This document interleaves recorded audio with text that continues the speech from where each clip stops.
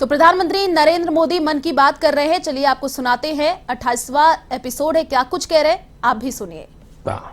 लेकिन क्या आपको पता है कि भारत में डाक टिकट से जुड़ा नेशनल म्यूजियम कहाँ है? मैं आपसे एक और सवाल करता हूं। गुलशन महल नाम की इमारत में कौन सा म्यूजियम है? आपके लिए क्लू ये है कि इस म्यूजियम में आप फिल्म के डायरेक्टर भी बन सकते हैं, कैमरा एडिटिंग की बारीकियों को भी देख सकते हैं। अच्छा, क्या आप ऐसे किसी म्यूजियम के बारे में जानते हैं जो भारत की टेक्सटाइल से जुड़ी विरासत को सेलिब्रेट करता है? इस म्यूजियम में miniature paintings, Jain manuscripts, sculptures, बहुत कुछ है। ये अपने यूनिक डिस्प्ले के लिए भी जाना जाता है। साथियों, टेक्नोलॉजी के इस दौर में आपके लिए इनके उत्तर खोजना बहुत आसान है। ये प्रश्न मैंने इसलिए पूछे ताकि हमारी नई पीढ़ी में जिज्ञासा बढ़े, वो इनके बारे में और पढ़ें, इन्हें देखने जाएं। अब तो म्यूजियम्स के महत्व की वजह से कई लोग खुद आके आकर म्यूजियम्स के लिए काफी दान भी कर रहे हैं। बहुत से लोग अपने पुराने कलेक्शन को, ऐतिहासिक चीजों को भी म्यूजियम्स को दान कर रहे हैं। आप जब ऐसा करते हैं तो एक तरह से आप एक सांस्कृतिक पूंजी को पूरे समाज के साथ साझा करते हैं। भारत में भी लोग अब इसके लिए आगे आ रहे हैं। मैं ऐसे सभी निजी प्रयासों की भी सराहना करता हूं। आज बदलते हुए समय में और कोविड प्रोटोकॉल्स की वजह से संग्रहालयों में नए तौर तरीके अपनाने पर जोर दिया जा रहा है। म्यूजियम्स में डिजिटाइजेशन पर भी फोकस बढ़ा है। आप सब जानते हैं कि 18 मई को पूरी दुनिया में इंटरनेशनल म्यूजियम डे मनाया जाएगा। इसे देखते हुए अपने युवा साथियों के लिए मेरे पास एक आइडिया है। क्यों ना आने वाली छुट्टियों में आप अपने दोस्तों की मंडली के साथ किसी स्थानीय म्यूजियम को देखने जाएं। आप अपना अनुभव #म्यूजियम मेमोरीज के साथ जरूर साझा करें। आपके ऐसा करने से दूसरों के मन में भी संग्रहालयों को लेकर जिज्ञासा जगेगी।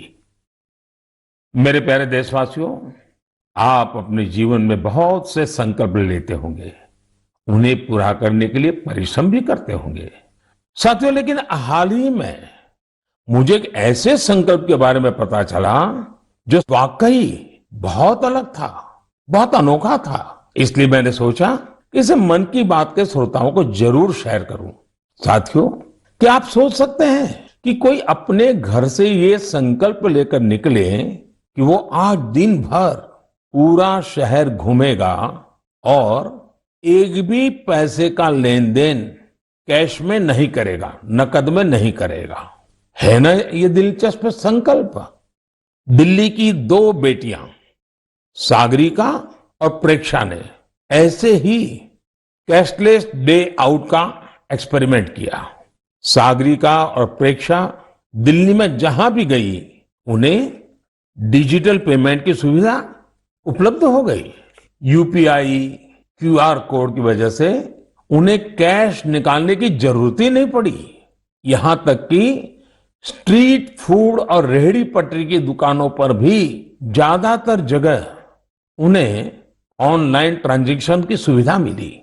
साथियों, कोई सोच सकता है कि दिल्ली है, मेट्रो सिटी है, वहां ये सब होना आसान है। लेकिन अब ऐसा नहीं है कि यूपीआई का ये प्रसार केवल दिल्ली जैसे बड़े शहरों तक ही सीमित है। एक मैसेज मुझे गाजियाबाद से आनंदिता त्रिपाठी का भी मिला है।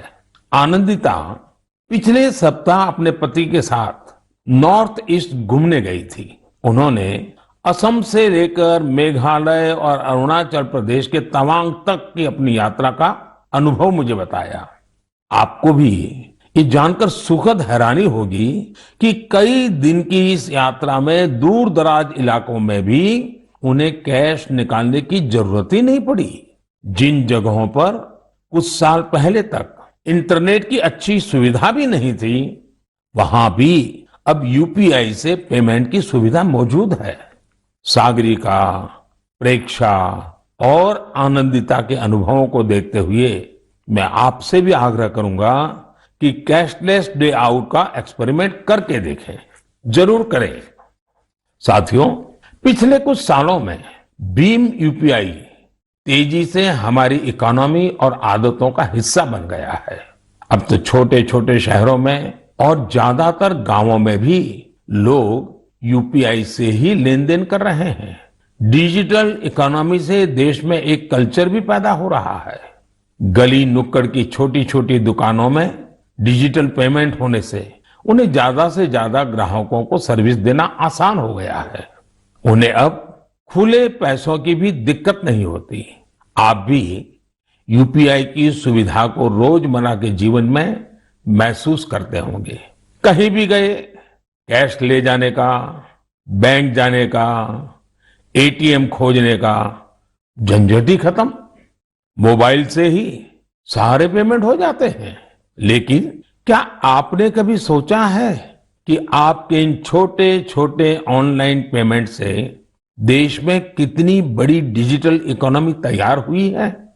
इस समय हमारे देश में करीब 20,000 करोड़ रुपए के ट्रांजैक्शन हर दिन हो रहे हैं। पिछले मार्च के महीने में तो यूपीआई ट्रांजैक्शन करीब 10 लाख करोड़ रुपए तक पहुंच गया। इससे देश में सुविधा भी बढ़ रही है और ईमानदारी का माहौल भी बन रहा है। अब तो देश में फिनटेक से जुड़े कई नए स्टार्टअप भी आगे बढ़ रहे हैं। मैं चाहूंगा कि अगर आपके पास भी डिजिटल पेमेंट और स्टार्टअप इकोसिस्टम की इस ताकत से जुड़े अनुभव है तो उन्हें साझा करिए। आपके अनुभव दूसरे कई और देशवासियों के लिए प्रेरणा बन सकते हैं। मेरे प्यारे देशवासियों, टेक्नोलॉजी की ताकत कैसे सामान्य लोगों का जीवन बदल रही है, ये हमें हमारे आसपास लगातार नजर आ रहा है। टेक्नोलॉजी ने एक और बड़ा काम किया है। ये काम है दिव्यांग साथियों की असाधारण क्षमताओं का लाभ देश और दुनिया को दिलाना। हमारे दिव्यांग भाई बहन क्या कर सकते हैं, ये हमने टोक्यो पैरालंपिक्स में देखा है। खेलों की तरह ही आर्ट्स, एकेडमिक्स और दूसरे कई क्षेत्रों में दिव्यांग साथी कमाल कर रहे हैं। लेकिन जब इन साथियों को टेक्नोलॉजी की ताकत मिल जाती है तो ये और भी बड़े मुकाम हासिल करके दिखाते हैं। इसलिए देश आजकल लगातार संसाधनों और इंफ्रास्ट्रक्चर को दिव्यांगों के लिए सुलभ बनाने के लिए लगातार प्रयास कर रहा है। देश में ऐसे कई स्टार्टअप्स और संगठन भी हैं जो इस दिशा में प्रेरणादायी काम कर रहे हैं। ऐसी एक संस्था है voice of specially abled people. ये संस्था असिस्टिव टेक्नोलॉजी के क्षेत्र में नए अवसरों को प्रमोट कर रही है। जो दिव्यांग कलाकार हैं उनके काम को दुनिया तक पहुंचाने के लिए भी एक इनोवेटिव शुरुआत की गई है। Voice of specially abled people के इन कलाकारों की पेंटिंग्स, इसकी डिजिटल आर्ट गैलरी तैयार की है। दिव्यांग साथी किस तरह असाधारण प्रतिभाओं के धनी होते हैं और उनके पास कितनी असाधारण क्षमताएं होती हैं, ये आर्ट गैलरी इसका एक उदाहरण है। दिव्यांग साथियों के जीवन में कैसी चुनौतियां होती हैं, उनसे निकलकर वो कहां तक पहुंच सकते हैं, ऐसे कई विषयों को इन पेंटिंग्स में आप महसूस कर सकते हैं। आप भी अगर किसी दिव्यांग साथी को जानते हैं, उनकी टैलेंट को जानते हैं, तो डिजिटल टेक्नोलॉजी की मदद से उसे दुनिया के सामने ला सकते हैं। जो दिव्यांग साथी हैं वो भी इस तरह के प्रयासों से जरूर जुड़े। मेरे प्यारे देशवासियों, देश के ज्यादातर हिस्सों में गर्मी बहुत तेजी से बढ़ रही है। बढ़ती हुई ये गर्मी पानी बचाने की हमारी जिम्मेदारी को भी उतना ही बढ़ा देती है। हो सकता है कि आप अभी जहां हो वहां पानी पर्याप्त मात्रा में उपलब्ध हो, लेकिन आपको उन करोड़ों लोगों को भी हमेशा याद रखना है जो जल संकट वाले क्षेत्रों में रहते हैं, जिनके लिए पानी की एक एक बूंद अमृत के समान होती है। साथियों, इस समय आजादी के 75वें साल में आजादी के अमृत महोत्सव में देश जिन संकल्पों को लेकर आगे बढ़ रहा है, उनमें जल संरक्षण भी एक है। अमृत महोत्सव के दौरान देश के हर जिले में 75 अमृत सरोवर बनाए जाएंगे। आप कल्पना कर सकते हैं कि कितना बड़ा अभियान है। वो दिन दूर नहीं जब आपके अपने शहर में 75 अमृत सरोवर होंगे। मैं आप सभी से और खासकर युवाओं से चाहूंगा कि वो इस अभियान के बारे में जाने और इसकी जिम्मेदारी भी उठाएं। अगर आपके क्षेत्र में स्वतंत्रता संग्राम से जुड़ा कोई इतिहास है, किसी सेनानी की स्मृति है, तो उसे भी अमृत सरोवर से जोड़ सकते हैं। वैसे मुझे यह जानकर बहुत अच्छा लगा कि अमृत सरोवर का संकल्प लेने के बाद कई स्थलों पर इस पर तेजी से काम शुरू हो चुका है। मुझे यूपी के रामपुर की ग्राम पंचायत पटवाई के बारे में जानकारी मिली है। वहां पर ग्राम सभा की भूमि पर एक तालाब था, लेकिन वो गंदगी और कूड़े के ढेर से भरा हुआ था। पिछले कुछ हफ्तों में बहुत मेहनत करके स्थानीय लोगों की मदद से, स्थानीय स्कूली बच्चों की मदद से उस गंदे तालाब का कायाकल्प हो गया है। अब उस सरोवर के किनारे रिटेनिंग वॉल, चार दीवारी, फूड कोर्ट, फव्वारे और लाइटिंग भी न जाने क्या क्या व्यवस्थाएं की गई हैं। मैं रामपुर की पटवाई ग्राम पंचायत को, गांव के लोगों को, वहां के बच्चों को इस प्रयास के लिए बहुत बहुत बधाई देता हूं। साथियों, पानी की उपलब्धता और पानी की किल्लत ये किसी भी देश की प्रगति और गति को निर्धारित करते हैं। आपने भी गौर किया होगा कि मन की बात में मैं स्वच्छता जैसे विषयों के साथ ही बार बार जल संरक्षण की बात जरूर करता हूं।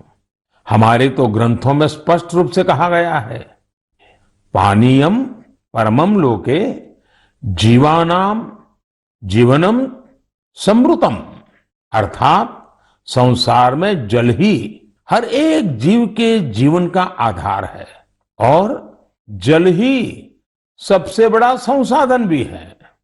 इसलिए तो हमारे पूर्वजों ने जल संरक्षण के लिए इतना जोर दिया। वेदों से लेकर पुराणों तक हर जगह पानी बचाने को, तालाब, सरोवर आदि बनवाने को मनुष्य का सामाजिक और आध्यात्मिक कर्तव्य बताया गया है।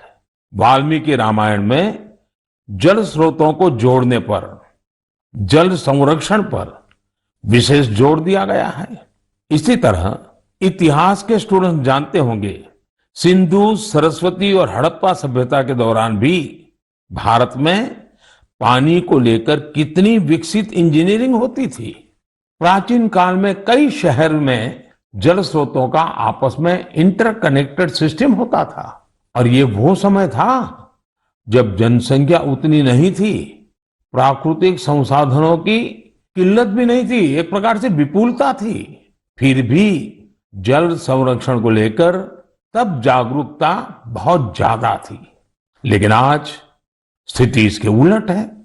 मेरा आप सभी से आग्रह है, आप अपने इलाके के ऐसे पुराने तालाबों, कुओं और सरोवरों के बारे में जानें। अमृत सरोवर अभियान की वजह से जल संरक्षण के साथ साथ आपके इलाके की पहचान भी बनेगी। इससे शहरों में, मोहल्लों में स्थानीय पर्यटन के स्थल भी विकसित होंगे। लोगों को घूमने फिरने की भी एक जगह मिलेगी। साथियों, जल से जुड़ा हर प्रयास हमारे कल से जुड़ा है। इसमें पूरे समाज की जिम्मेदारी होती है। इसके लिए सदियों से अलग अलग समाज, अलग अलग प्रयास लगातार करते आए हैं। जैसे कि कच्छ के रण की एक जनजाति मालधारी जल संरक्षण के लिए वृदास नाम का तरीका इस्तेमाल करती है। इसके तहत छोटे कुएं बनाए जाते हैं और उसके बचाव के लिए आसपास पेड़ पौधे लगाए जाते हैं।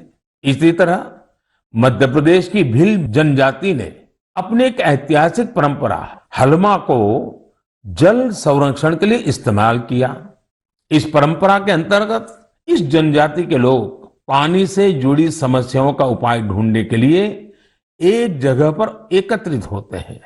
हलमा परंपरा से मिले सुझावों की वजह से इस क्षेत्र में पानी का संकट कम हुआ है और भूजल स्तर भी बढ़ रहा है। साथियों, ऐसे ही कर्तव्य का भाव अगर सबके मन में आ जाए तो जल संकट से जुड़ी बड़ी से बड़ी चुनौतियों का समाधान हो सकता है। आइए आजादी के अमृत महोत्सव में हम जल संरक्षण और जीवन संरक्षण का संकल्प लें। हम बूंद बूंद जल बचाएंगे और हर एक जीवन बचाएंगे। मेरे प्यारे देशवासियों, आपने देखा होगा कि कुछ दिन पहले मैंने अपने युवा दोस्तों से, स्टूडेंट से परीक्षा पर चर्चा की थी। इस चर्चा के दौरान कुछ स्टूडेंट से कहा कि उन्हें एग्जाम में गणित से डर लगता है। इसी तरह की बात कई विद्यार्थियों ने मुझे अपने संदेश में भी भेजी थी। उस समय ही मैंने ये तय किया था कि गणित, मैथमेटिक्स पर मैं इस बार के मन की बात में जरूर चर्चा करूंगा। साथियों, गणित तो ऐसा विषय है जिसे लेकर हम भारतीयों को सबसे ज्यादा सहज होना चाहिए। आखिर गणित को लेकर पूरी दुनिया के लिए सबसे ज्यादा शोध और योगदान भारत के लोगों ने ही तो दिया है। शून्य यानी जीरो की खोज और उसके महत्व के बारे में आपने खूब सुना भी होगा। अक्सर आप ये भी सुनते होंगे कि अगर जीरो की खोज न होती तो शायद हम दुनिया की इतनी वैज्ञानिक प्रगति भी न देख पाते। कैलकुलस से लेकर कंप्यूटर्स तक ये सारे वैज्ञानिक आविष्कार जीरो पर ही तो आधारित हैं। भारत के गणितज्ञों और विद्वानों ने यहां तक लिखा है कि यत् किंचित वस्तु तत्सर्वम, यत् किंचित वस्तु तत्सर्वम गणितेन बिना नहीं, गणितेन बिना नहीं। अर्थात इस पूरे ब्रह्मांड में जो कुछ भी है वो सब कुछ गणित पर ही आधारित है। आप विज्ञान की पढ़ाई को याद करिए तो इसका मतलब आपको समझ आ जाएगा। विज्ञान का हर प्रिंसिपल एक मैथमेटिकल फॉर्मूला में ही तो व्यक्त किया जाता है। न्यूटन के लॉज हो, आइंस्टाइन का फेमस इक्वेशन, ब्रह्मांड से जुड़ा सारा विज्ञान एक गणित ही तो है। अब तो वैज्ञानिक भी थियरी ऑफ एवरीथिंग की चर्चा करते हैं, यानी एक ऐसा सिंगल फॉर्मूला जिससे ब्रह्मांड की हर चीज को अभिव्यक्त किया जा सके। गणित के सहारे वैज्ञानिक समझ के इतने विस्तार की कल्पना हमारे ऋषियों ने हमेशा से की है। हमने अगर शून्य का आविष्कार किया तो साथ ही अनंत यानी इन्फिनिट को भी एक्सप्रेस किया है। सामान्य बोलचाल में जब हम संख्याओं और नंबर्स की बात करते हैं तो मिलियन, बिलियन और ट्रिलियन तक बोलते और सोचते हैं, लेकिन वेदों में और भारतीय गणित में ये गणना बहुत आगे तक जाती है। हमारे यहाँ एक बहुत पुराना श्लोक प्रचलित है, एकम दशम शतम चैव सहस्त्रम अयुतम तथा लक्षम च न्यूतम चैव कोटि ही अर्बुदम एव च वृंदम खर्वो निखर्व च शंख पद्म च सागर अंत्यम मध्यम परार्ध च दश वृद्धा यथाक्रमम। इस श्लोक में संख्याओं का ऑर्डर बताया गया है, जैसे कि 1, 10, 100, 1000 और अयूत, लाख, नियूत और कोटि यानी करोड़। इसी तरह यह संख्या जाती है शंख, पद्म और सागर तक। एक सागर का अर्थ होता है कि 10 की पावर 57। यही नहीं, इसके आगे भी ओग और महोग जैसी संख्याएं होती हैं। एक महोग होता है 10 की पावर 62 के बराबर, यानी एक के आगे 62 शून्य, 62 जीरो। हम इतनी बड़ी संख्या की कल्पना भी दिमाग में करते हैं तो मुश्किल होती है, लेकिन भारतीय गणित में इनका प्रयोग हजारों सालों से होता आ रहा है। अभी कुछ दिन पहले मुझसे इंटेल कंपनी के सीईओ मिले थे। उन्होंने मुझे एक पेंटिंग दी थी। उसमें भी वामन अवतार के जरिए गणना या माप की ऐसी ही एक भारतीय पद्धति का चित्रण किया गया था। इंटेल का नाम आया तो कंप्यूटर आपके दिमाग में अपने आप आ गया होगा। कंप्यूटर की भाषा में आपने बाइनरी सिस्टम के बारे में भी सुना होगा, लेकिन क्या आपको पता है कि हमारे देश में आचार्य पिंगला जैसे ऋषि हुए थे जिन्होंने बाइनरी की कल्पना की थी। इसी तरह आर्यभट्ट से लेकर के रामानुजन जैसे गणितज्ञों तक गणित के कितने ही सिद्धांतों पर हमारे यहाँ काम हुआ है। साथियों, हम भारतीयों के लिए गणित कभी मुश्किल विषय नहीं रहा। इसका एक बड़ा कारण हमारी वैदिक गणित भी है। आधुनिक काल में वैदिक गणित का श्रेय जाता है श्री भारती कृष्ण तीर्थ जी महाराज को। उन्होंने कैलकुलेशन के प्राचीन तरीकों को रिवाइव किया और उसे वैदिक गणित नाम दिया। वैदिक गणित की सबसे खास बात यह थी कि इसके जरिए आप कठिन से कठिन गणनाएं पलक झपकते ही मन में ही कर सकते हैं। आजकल तो सोशल मीडिया पर वैदिक गणित सीखने और सिखाने वाले ऐसे कई युवाओं के वीडियोस भी आपने देखे होंगे। साथियों, आज मन की बात में वैदिक गणित सिखाने वाले एक ऐसे ही साथी हमारे साथ भी जुड़ रहे हैं। ये साथी हैं कोलकाता के गौरव टेकरीवाल जी, और वो पिछले 2-2.5 दशक से वैदिक मैथमेटिक इस मूवमेंट को बड़े समर्पित भाव से आगे बढ़ा रहे हैं। आइए उनसे ही कुछ बातें करते हैं। गौरव जी, नमस्ते। नमस्ते सर। मैंने सुना है कि आप वैदिक मैथ्स के लिए काफी रुचि रखते हैं, बहुत कुछ करते हैं। तो पहले तो मैं आपके विषय में कुछ जानना चाहूंगा और बाद में इस विषय में आपकी रुचि कैसे है जरा मुझे बताइए। सर, मैं 20 साल पहले जब बिजनेस स्कूल के लिए अप्लाई कर रहा था तो उसकी कॉम्पिटिटिव एग्जाम होती थी, इसका नाम है कैट। उसमें बहुत सारे गणित के सवाल आते थे जिसको कम समय में करना पड़ता था। तो मेरी माँ ने मुझे एक बुक लाकर दिया, इसका नाम था वैदिक गणित। स्वामी श्री भारती कृष्ण तीर्थ जी महाराज ने वो बुक लिखी थी और उसमें उन्होंने 16 सूत्र दिए थे जिसमें गणित बहुत ही सरल और बहुत ही तेज हो जाता था। जब मैंने वो पढ़ा तो मुझे बहुत प्रेरणा मिली और फिर मेरी रुचि जागृत हुई मैथमेटिक्स में। मुझे समझ में आया कि ये सब्जेक्ट जो भारत की देन है, जो हमारी धरोहर है, उसको विश्व के कोने कोने में पहुंचाया जा सकता है। तब से मैंने इसको एक मिशन बनाया कि वैदिक गणित को विश्व के कोने कोने में पहुंचाया जाए, क्योंकि गणित की डर सर हर जन को सताती है और वैदिक गणित से सरल और क्या हो सकता है।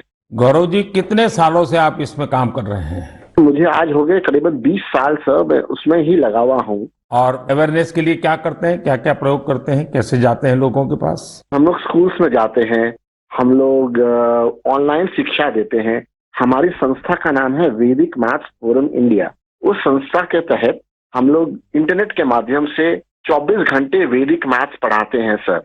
गौरव जी, आप तो जानते हैं मैं लगातार बच्चों के साथ बातचीत करना पसंद भी करता हूं और मैं अवसर ढूंढता रहता हूं, और एग्जाम वॉरियर से तो मैं बिल्कुल एक प्रकार से मैंने उसको इंस्टीट्यूशनलाइज कर दिया है। और मेरा भी अनुभव है कि ज्यादातर जब बच्चों से बात करता हूं तो गणित का नाम सुनते ही वो भाग जाते हैं। और तो मेरी कोशिश यही है कि ये बिना कारण जो एक हाव पैदा हुआ है उसको निकाला जाए, ये डर निकाला जाए। और छोटी छोटी टेक्निक जो परंपरा से है, क्योंकि भारत गणित के विषय में कोई नया नहीं है, शायद दुनिया में पुरातन परंपराओं में भारत के पास गणित की परंपरा रही है। तो एग्जाम वॉरियर को डर निकालना है तो आप क्या कहेंगे उनको? सर, ये तो सबसे ज्यादा उपयोगी है बच्चों के लिए, क्योंकि एग्जाम का जो डर होता है, जो हवा हो गया है हर घर में, एग्जाम के लिए बच्चे ट्यूशन लेते हैं, पेरेंट्स परेशान रहते हैं, टीचर्स भी बहुत परेशान होते हैं। तो वैदिक गणित से ये सब छू मंतर हो जाता है। इस साधारण गणित की अपेक्षा में वैदिक गणित 1500% तेज है और इससे बच्चों में बहुत कॉन्फिडेंस आता है और दिमाग भी तेजी से चलता है। जैसे हम लोग वैदिक गणित के साथ योग भी इंट्रोड्यूस किए हैं, जिससे कि बच्चे अगर चाहे तो आंख बंद कर भी कैलकुलेशन कर सकते हैं वैदिक गणित पद्धति के द्वारा।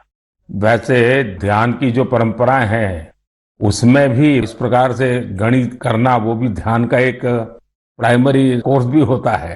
Right sir.